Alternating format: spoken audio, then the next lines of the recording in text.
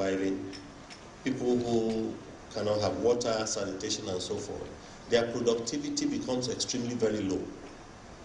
And you find that when a country, for instance, has 70% of its economy as informal economy, that particular aspect of the economy actually drags down the formal economy. You know, a lot of people romanticize this informality. You know, there are a lot of NGOs, I'm sorry to say, who, you know, they romanticize them as, oh, they are very good, they are doing whatever they are doing. But when you go to Boston, you go to Brussels, I always ask people, you go to all these places, why don't we have those informal economies there? Why do we come to Africa to romanticize these economies?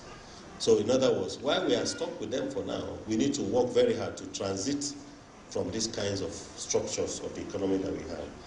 So number one thing is that housing, real estate is not contributing enough to our overall GDP. Most developed emerging countries, the contribution of this whole package, housing, transport, and so forth, goes up to 70%. Because this is the most dynamic part of the economy, including, of course, their connection to manufacturing and industry.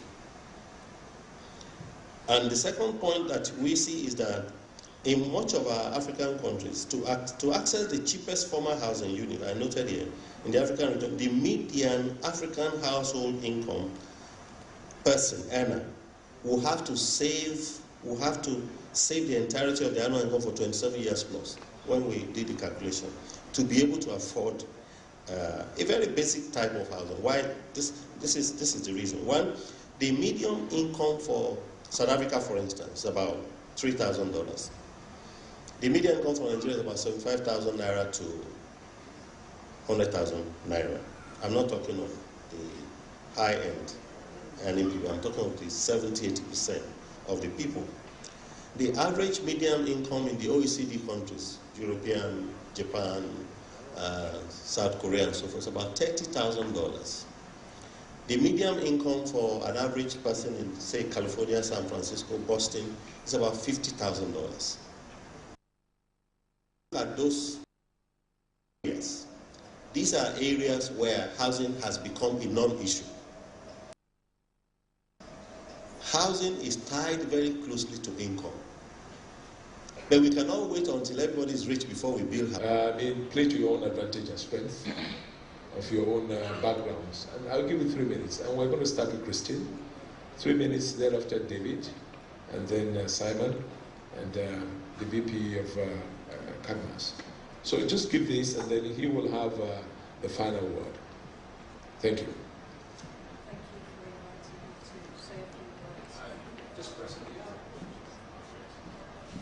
Inviting me to say a few words, and thank you for a very informative and, as you say, progressive review of the social housing situation in Nigeria.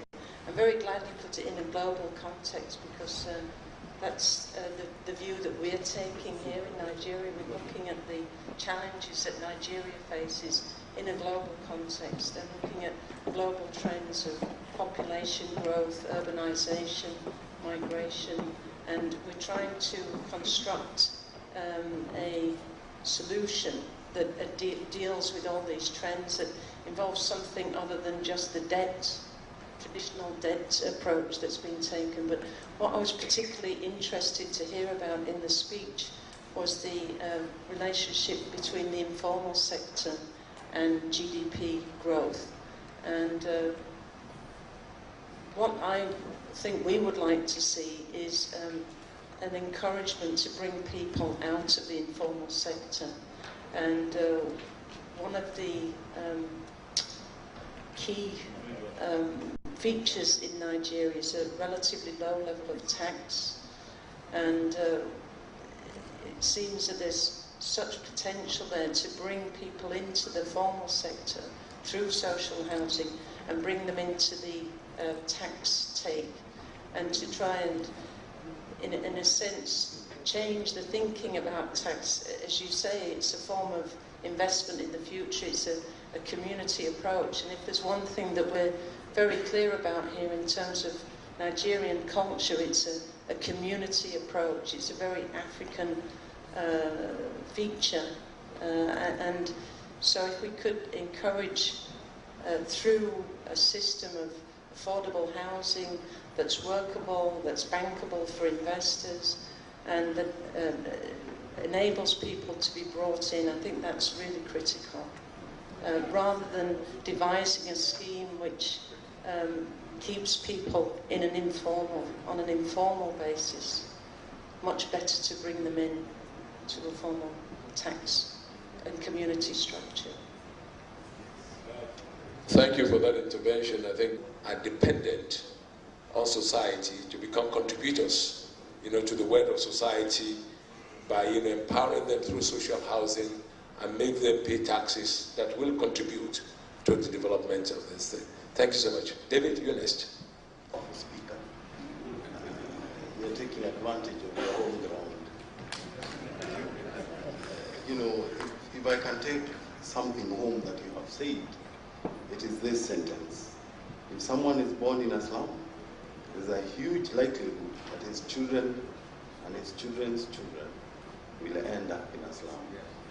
So if we're determined to get people out of a slum, out of poverty, we must look at the possibilities that exist. We must work hard to be able to get into housing. We must work hard to be able to change people's livelihoods by changing where they live. If we do that, we disrupt other areas. We disrupt industrialization, we disrupt supply chain, we disrupt other sectors of our economy. There's no country really in Africa or in this world that has changed its economy without changing its housing. I do not know of any. We will talk about this later, but just looking at the Kenyan scenario, where we have 24,000 mortgages in a country with 45 million people. And just talking to my colleagues here, trying to compare that number with what we have in Nigeria. And, one of the panelists here told me we'll be very lucky if we have more than 100,000 houses or mortgages in Nigeria. So we have 185 million people, and we don't have more than 100,000 mortgages. This is not something that we should be proud of. It's not a heritage as Africans that we should be proud of. So this is indeed, as Professor Banji has mentioned, something that we should really work day and night. When you have a problem, you don't sleep safe in a house. If your household, you have a father and you have children, and you have one of them sick, then how can you sleep sound? How can you sleep until morning?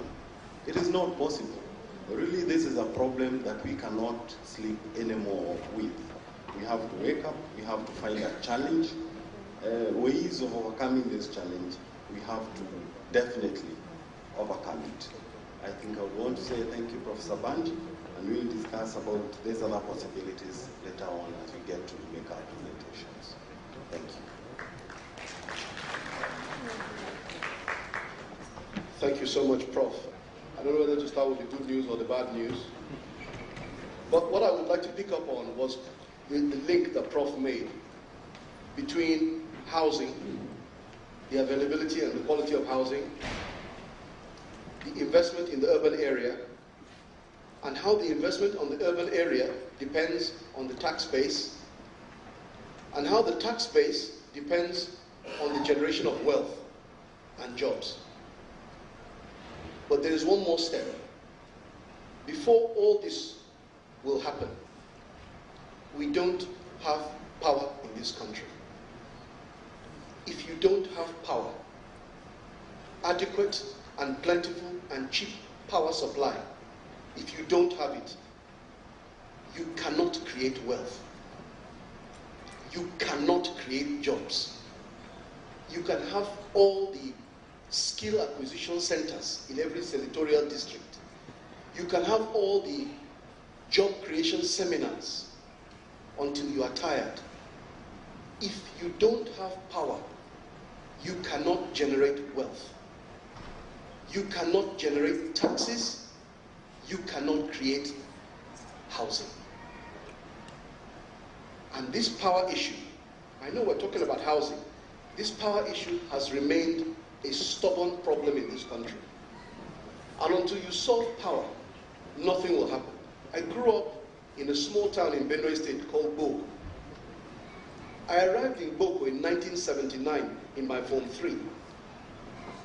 The year before I came to Boko, Boko was connected to electricity, 1978. So when I got to Boko, Boko was still a big village. 70% of the houses in Boko were mud huts. And I watched Boko change. And I know there were two things that happened in Boko. One, electricity came to Boko. And two, Benue Cement Company came to Boko.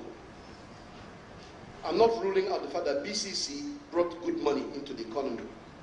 But electricity, it changes life. When there is no light, people sleep early. When people, you are laughing. You are laughing. When there is no light, people sleep early. When people sleep early, there is problem.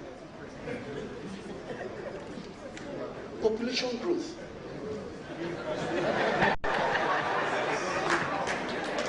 I hope I don't need to explain the link. On a serious note, for us to activate this chain, this value chain, and this chain of growth and benefit, if power is not dealt with, it will not take off. Let me leave that one point. The other thing I picked up, the second thing I would like to highlight from what Prof said, was this general metric that is used, that the house price that a family can afford is usually 3 times the annual income. And I refer back to the statistic by KPMG that 80% of Nigerians live below $500,000 naira per annum. All right? If you multiply $500,000 naira, it's about $1,500 times 3, you get 1.5 million naira. Let's even assume that there are 2 productive adults in a family. So you need to be targeting houses of about 3 million naira. And if we can't deliver houses at 3 million naira, we are still very far from the problem. And then the last point I would like to make, which for me is the good news, is we need to be realistic. There are many structural things that need to change. There are many big things that need to change. We need power. We need, we need currency stability. We need single-digit interest rates. But one thing I know as a development person, development is described as catching somebody doing something right. That means if you want to help somebody, you must start from where they are, not from where you want them to be. And very often we have wonderful master plans. We have these master plans and we say, oh, this is what we want Abuja to be. This is what we want Nigeria to be. We have a gas master plan. We have a this master plan. We have a that master plan. That's fine. It's a wonderful master plan. That is the picture of Nigeria in 30 years' time, if certain things are done. But what you need to break down for me, and what we need to do at this meeting and going forward, and this is the way I think, I need to ask myself, how do we start from where we are right now, in the absence of power, in the absence of readily available credit, in the absence of functional institutions? Because this is the Nigeria we have to work on. There is no dream Nigeria. There is no magic that is coming to Nigeria. It is this Nigeria and these same Nigerians that we have to figure out a solution going forward. Kenyans are wonderful people. They cannot handle Nigeria. As good as things are in Kenya, wonderful microcredit sector in Kenya, wonderful cooperative sector in Kenya, so many wonderful things going on in the IT sector, booming, and all of that. Carry that wonderful thing to Nigeria, it may break down. Nigeria is tough, but Nigeria has its own way of working. And it's time for us to adjust our mind. It's good to have all the examples from around the globe. Then we have to just say, that's great. Put your Nigerian head back on very well and look at Nigeria very well and say, how do I find a Nigerian solution?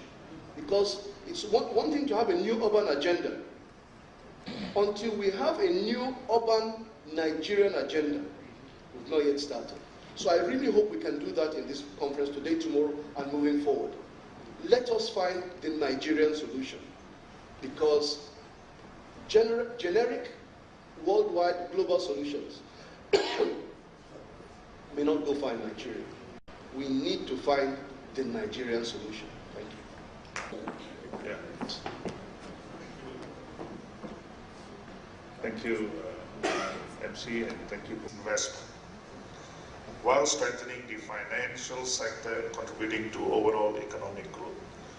So if, let's say, the policymakers, the private stakeholders, the government, the central banks, look at it on a very macro objective or as an agenda to move housing or housing the nation to be one of the driving engines of economic growth. So that is one takeaway from Professor Banje with regard to economic growth and informal housing.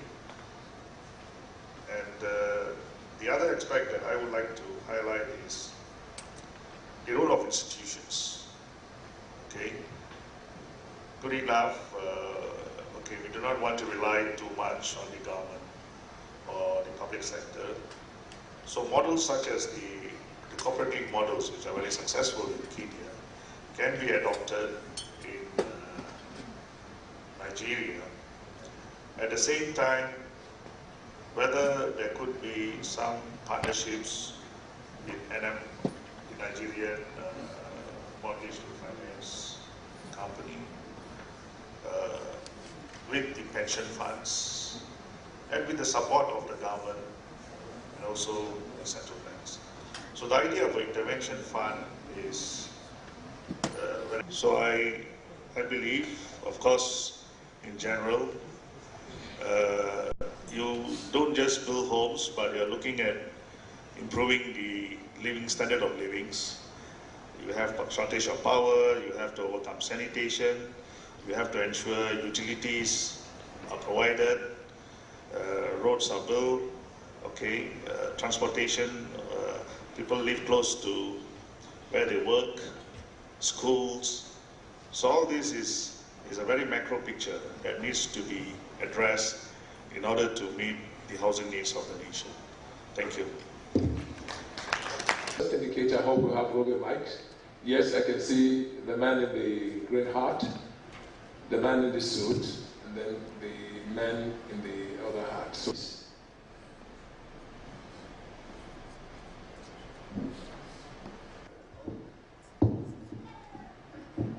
hello? yeah. Good afternoon. My question will go to the convener himself, where in his speech you said if you provide land, you would have provided 30% of the requirement. It doesn't seem to sink well that land is only 30%. Maybe some more explanation needs to be done. Thank you. Are data-based. I just want to make an observation, combining all the talks we've had. I'm thinking from what Prof said, that is there a way we can bring these summits to galvanize a documentation of the problems we have, as against what he said, pointed out when he was talking about receiving assistances from developed economies. If we can come up with maybe a body or something that can galvanize and document these things, the problems we have, databases of these kind of problems, and pass across these things to maybe the National Assembly, who can now invite the stakeholders to expatiate or bring solutions to these areas in terms of what obtains in the world over. I don't know what I'm communicating. I don't know what I'm communicating. You are communicating. Question. One take. Thank you. Next. I've been attending many conferences on affordable housing, especially in Nigeria. I discovered that for quite some time we have been quoting numbers, but do we have data in this country? And then the database to actually substantiate our problems. And I think on both sides, for the construction and the finance, the data is very important. And I also see that the way Abuja was designed for high-income earners, not for the low-income earners. And so that's the reason why we are talking about the issue of informal sectors that are neglected and they are not taken care of. And when you look at all this, it has to do with data, because in most cases, we are financing the wrong product. And so we need to critically look at it, because even if you produce affordable housing, you form people into cooperative, you discover that at the end of the day, the same people that are benefited, they are the one acquiring all these houses. Our new people that are joining service, they are not taken care of. And so we need to enlist them from the beginning. As immediately they are joining service, then enlist them into a proper channel of how they can own their own homes. Not that when they are 23 years old in service, 30 years, then you tell them they are not qualified. So we really need to look at our data and make sure that we have proper database for our people that can take care of the people that are coming to the service, so that we can be able to take care and finance proper products. Thank you. Microphone to the convener. Let him address the issue of 30%. Osha, this way, please. And the question is, to especially 30% is a generic figure, depending on the location you're talking about. In Abuja, a plot of land, depending also the location, in Maitama, might cost you 100 million naira. If you go to Kubwa, it might cost you 20 million naira or more. If you go to Karishi, it can cost you 5 million naira. So it depends on the location you are talking about. The point I was making is that by the time the government, federal or state, can provide us that land, in fact, I don't expect to pay a dime for that land. If we are very serious about affordable housing, give the land. It may look free at the beginning, but at the end, by the time the houses are built, we are going to collect levies, charges, tenement rate, taxes. We are going to create employment for the people. Serious governments actually give out land free of charge. And if you remove cost of land, I can remember in Fish, for you to buy 2-bedroom from Brinson-Nama, you needed 8 million. How many civil servants can afford 80 million? 8 million. How many civil servants can afford? But because we depended on the developer to provide the land, to provide the fund, to provide the technology, we can't do better than that. I had somebody saying that if you cannot provide affordable housing at 3 million, forget it. And I concur. It's very, very correct. By the time you see, even a director, we did a profiling of our directors. The director is earning less than 500,000 take home. Let's say he has 10 years to go. He cannot qualify for more than 10 million naira loan. And we have Mrs. Fika here who will tell you, for even permanent secretary, we were entitled to 8 million housing loan. Where are you going to buy land, that kind of house in Abuja? Even land you cannot buy for 8 million. So I don't know if I've addressed your question. That 30% is not sacrosanct. It could be less, it could be more. Thank you very much. Thank you, convener. And then you can then say your last word and we'll wrap up this segment.